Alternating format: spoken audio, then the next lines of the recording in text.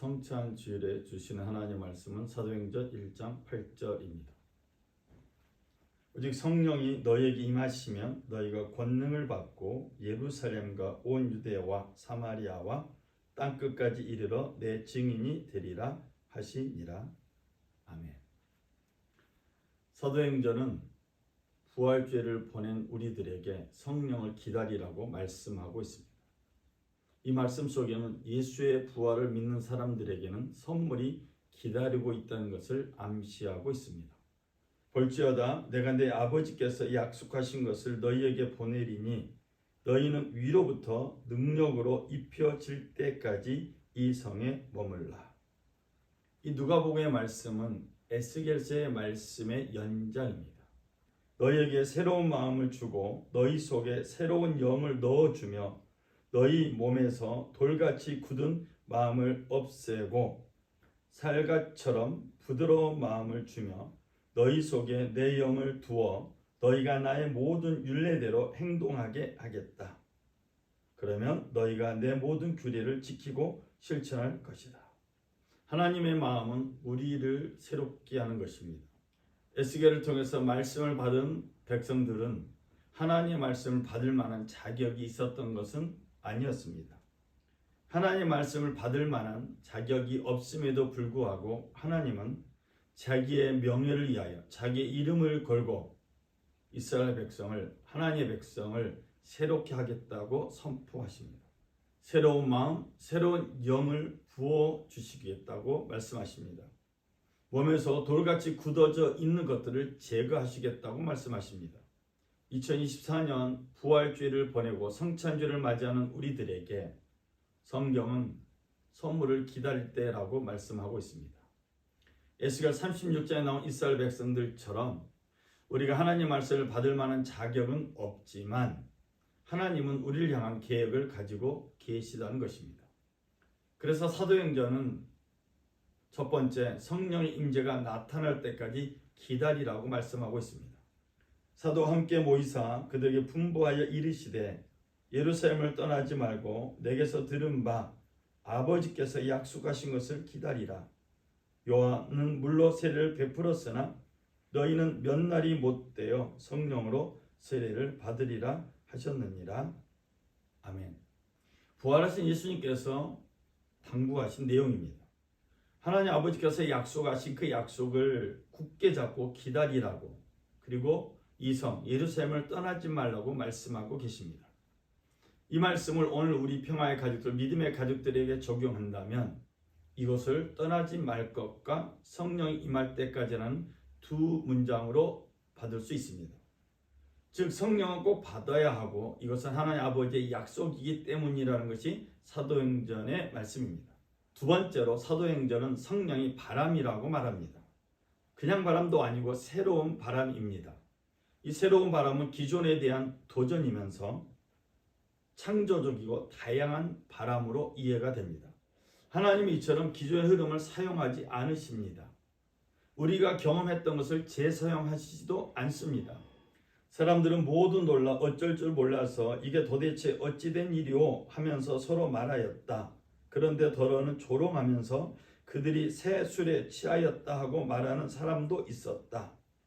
이게 도대체 어찌된 일이오? 라는 이 반응은 성령께서 다양한 사람들에게 다양하게 역사하셨다는 것을 증거하고 있습니다. 또한 사람들은 하나님께서 주신 성령을 통해서 다양한 언어로 하나님께 경배하고 있습니다. 그들이 새술에 취하였다라고 반응한 이유는 성령의 임재를 경험한 사람들이 새술에 취한 사람처럼 보였다는 현상입니다. 성령은 하나님의 사람을 율법이 아닌 하나님의 영에 사로잡히게 만듭니다. 성령을 받으면 방어만 하는 게 아닙니다. 성령이 임하면 사도행전에 나오는 현상만 있는 것도 아닙니다. 성령은 새로운 바람을 불러일으킵니다. 그 새로운 바람은 다양하고 우리가 상상할 수 없는 새로운, 완전히 새로운 현상으로 나타납니다. 사도행전은 이것이 선물로 주어졌다고 증언하고 있습니다. 사도행전이나 초대교회, 에베소 교회나 빌보 교회나 갈라디아 교회나 고린도 교회나 이런 초대 교회에 사도행전은 하나님께서 성령을 선물로 주고 있다고 증언합니다. 이제 성경에 바탕을 둔 우리 순복음 평화교회와 이 영상으로 예배드리는 믿음의 가족들이 사도행전에 나와 있는 그 성령을 선물로 받았으면 하는 마음으로 오늘 말씀을 전하고 있습니다. 하나님 우리에게 성령을 선물로 주실 것입니다. 독특하고 다양하고 또 여러 가지 방법으로 새로운 바람인 성령을 우리에게 선물로 반드시 주실 것입니다.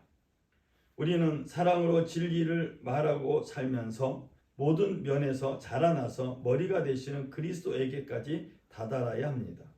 온 몸은 머리이신 그리스도께 속해 있으며 몸에 갖추어져 있는 각 마디를 통하여 연결되고 결합합니다.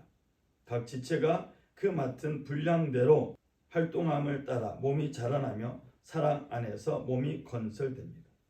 하나님의 아들 예수를 믿는 사람들에게는 부활의 주임을 믿는 은총을 선물로 받게 되었고 또 성령의 선물을 받고 자라나고 있음을 에베소서는 증언하고 있습니다. 우리 각 사람은 그리스도의 분량대로 자라날 사명이 있고 하나님의 계획이 있었다는 것이 에베소가 말하고 있는 내용입니다. 그렇다면 사도행전의 관점은 무엇일까요? 성령을 선물로 받기 위해서 우리는 어떻게 살아야 하는지 사도행전은 우리에게 암시적으로 말합니다. 너희가 회개하여 각각 예수 그리스도의 이름으로 세례를 받고 제사함을 받으라. 그리하면 성령을 선물로 받으리. 성령을 선물로 받기 위해서 세례와 회개를 말하고 있습니다. 날마다 새로운 피조물로 살아가게 될 때 새로운 영이 우리 가운데 임하게 됩니다. 그래서 사도행전에 나오는 세례와 침례와 회개는 우리로 하여금 성령을 선물로 받게 합니다. 그들이 사도의 가르침을 받아 서로 교제하고 떡을 떼며 오로지 기도하기를 힘쓰니라. 사도행전은 성령을 선물로 받기 위해서 기도에 힘쓸 것을 말하고 있습니다. 하나님의 말씀을 가르치는 사역자들에서 기도할 것과 가르침 받은 대로 믿고 기도할 것을 사도행전은 말합니다. 날마다 마음을 같이하여 성전에 모이기를 힘쓰고 집에서 떡을 떼며 기쁨과 순전한 마음으로 음식을 먹고 하나님을 찬미하며 또 온 백성에게 칭송을 받으니 주께서 구원받는 사람을 날마다 더하게 하시니라. 성령을 선물로 받은 사람들은 자기들만 잘 믿는 이기적인 신앙이 아니라 사람들에게 감동을 주는 백성들에게 칭송받는 삶을 살았음을 사도행전은 증언하고 있습니다. 성령을 받으면 구제, 전도, 선교를 할 수밖에 없습니다. 성령을 선물로 받은 사람들은 자연스럽게 전도하고 자연스럽게 구제하고 자연스럽게 선교하게 됩니다. 저는 말씀의 결론을 내리고자 합니다.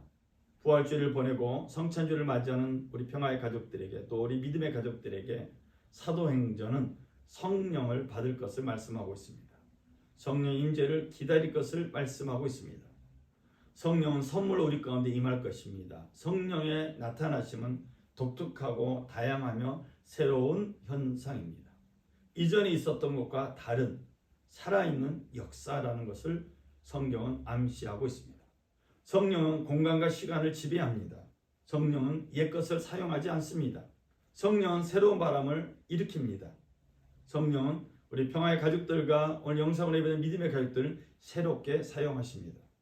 그리고 성령은 기대한 사람들에게 반드시 나타납니다. 그리고 그 기대한 사람들에게 선물로 성령을 주십니다.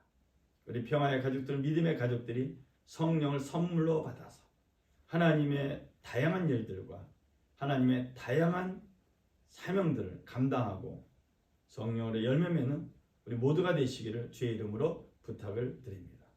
기도하겠습니다. 사랑의 주 하나님 아버지, 성찬주를 맞이하는 믿음의 가족들, 평화의 가족들에게 성령의 바람같이 임하여서 새롭고 다양한 은총을 누리게 하여 주옵소서. 성령의 이끌받는 삶 되어서 이 악한 세상 가운데 선교, 전도, 구제로 열매 맺는 복된 삶으로 인도하여 주옵소서. 우리 예배를 받으신 주님께 감사드리며 우리 주 예수 그리스도 이름으로 기도드렸습니다. 아멘. 이상으로 주일 예배를 마쳤습니다. 우리 하나님께 영광의 박수 드리겠습니다. 할렐루야 감사합니다.